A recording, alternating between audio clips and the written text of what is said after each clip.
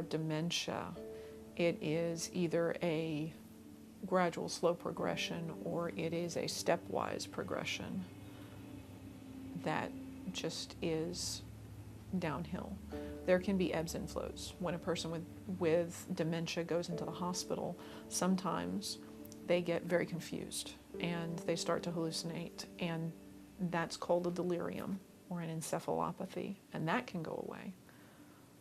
But a lot of times the dementia after that hospitalization is worse. Families notice that it's worse, and that's can happen with after surgeries and things like that as well.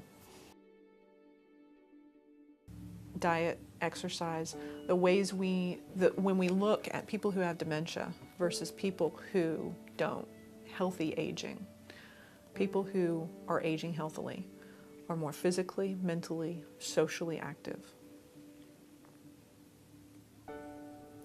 All the studies support physical, mental, social activity. And so all of those things play a role in healthy support of the brain. We don't necessarily take care of ourselves the way that would keep our brain healthy. And we're just starting to learn that. And so we as a culture are trying to unlearn decades of, unlearn and unravel the ways to keep our brains healthy. If I could give a gift to every patient who walked through my doors, it would be dignity, respect, honor, and as much independence as they can have. If it is not going to harm them, let them choose. If they want to get up at noon, let them get up at noon. If they want to, as long as they're getting a good amount of sleep. Because if they're not getting sleep, then that deterioration happens too. And so working with them to maintain that is important to me. Part of it depends on whether or not they actually believe that it's a problem. There's a part of the brain, there's a condition called anosognosia, which is common in dementia. It basically means that you don't know what you don't know.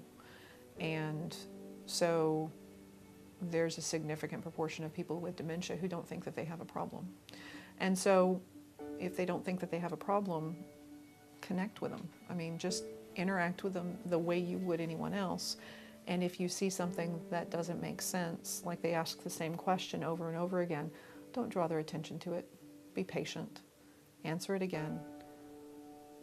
Telling them that they have a problem is not going to help. If they do know that they have a problem, it might make them feel bad. If they don't know that they have a problem, it might make them angry. So just accept, be patient, and know that their judgment might be impaired. And so if you have to approach them from a different perspective, from a safety management perspective, it is about connecting and redirecting as opposed to forcing your will upon them. And sometimes it's not that easy.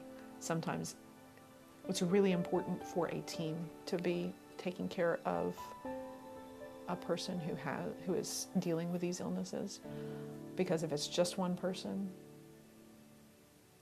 it's well nigh impossible.